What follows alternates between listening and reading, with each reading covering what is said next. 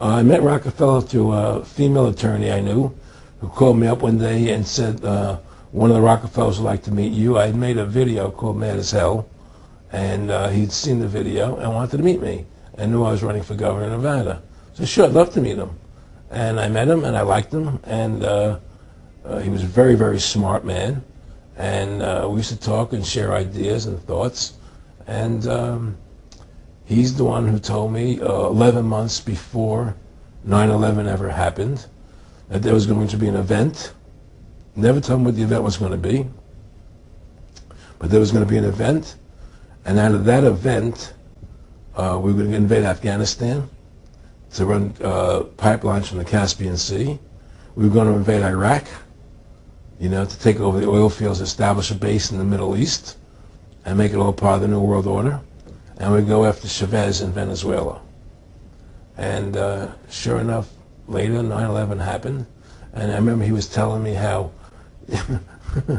how you're going to see soldiers looking in caves for people in Afghanistan and Pakistan and all these places, and there's going to be this war on terror, which is no real enemy, and the whole thing is a giant hoax, you know, but it's a way for the government to take over the American people. Le fait est que la complexité associée au système financier n'est qu'un simple masque conçu pour dissimuler une des structures les plus socialement paralysantes que l'humanité ait jamais subies.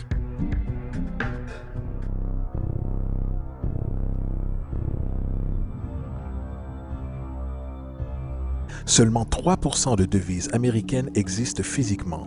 Les autres 97% existent essentiellement dans des ordinateurs. Maintenant, les obligations d'État sont par conception des instruments de dette. Et quand la Fed achète ses obligations avec de l'argent qu'elle a créé réellement de toutes pièces, l'État promet en fait de rembourser cet argent à la Fed. En d'autres termes, l'argent a été créé à partir d'une dette. And yet these people who've been programmed and, as you say, in place and who are favorable to an opening with the Soviet concept, these are the very people who would be marked for extermination in this country? Most of them, yes.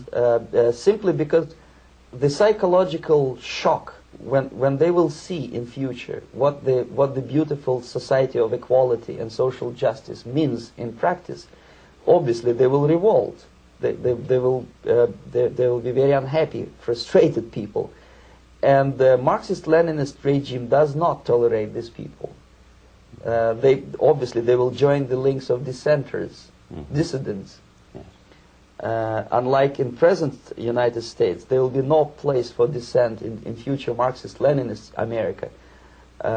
Here you can get popular like Daniel Ellsberg and filthy rich like Jane Fonda for being dissident, for criticizing your Pentagon. In future, these people will be simply squashed like cockroaches. Nobody is going to pay them nothing for their beautiful, noble ideas of equality. This they don't understand, and it will be a greatest shock for them, of course. The demoralization process in the United States is basically completed already. For the last 25 years.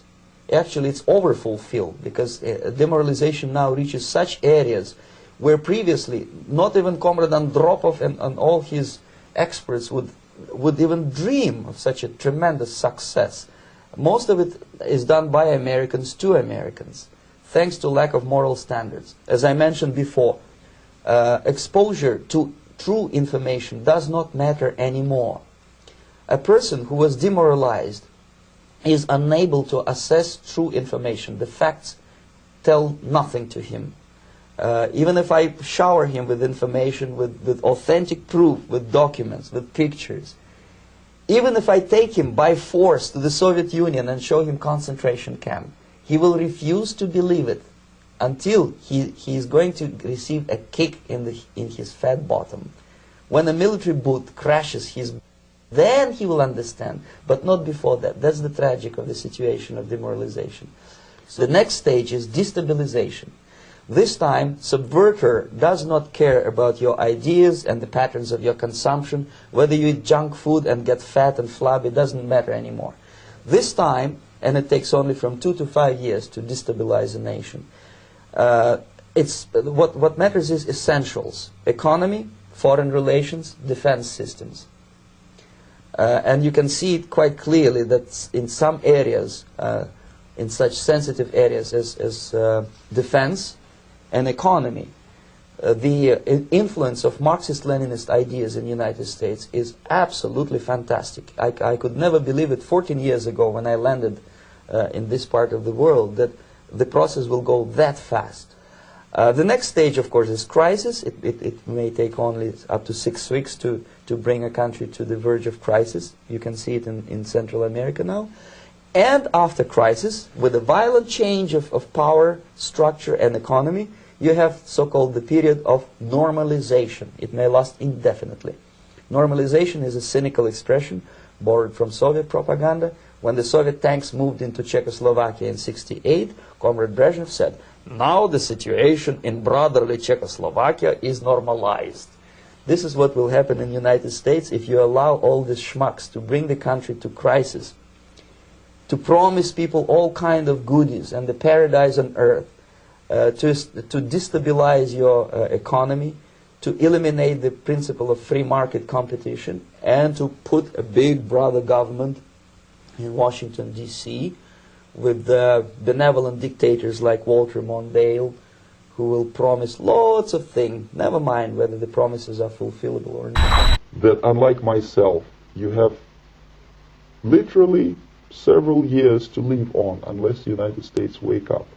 The time bomb is ticking. With every second, the disaster is coming closer and closer. Unlike myself, you will have nowhere to defect to, unless you want to live in Antarctica with penguins. This is it. This is the last country of freedom and possibility. Okay, so what do we do? What is your recommendation to the American people? Well, the immediate thing that comes to my mind is, of course, there must be a very strong national effort to educate people in the spirit of real patriotism, number one. Number two, to explain them the real danger of socialist, communist, whatever, welfare state, big brother government.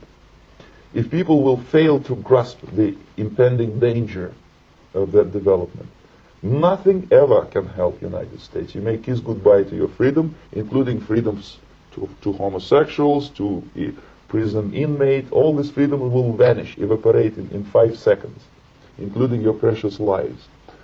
The second thing, the moment at least part of the United States population is convinced that the danger is real, they have to force their government. And I'm not talking about sending letters, signing petitions, and all this beautiful, noble activity. I'm talking about forcing United States government to stop aiding communism.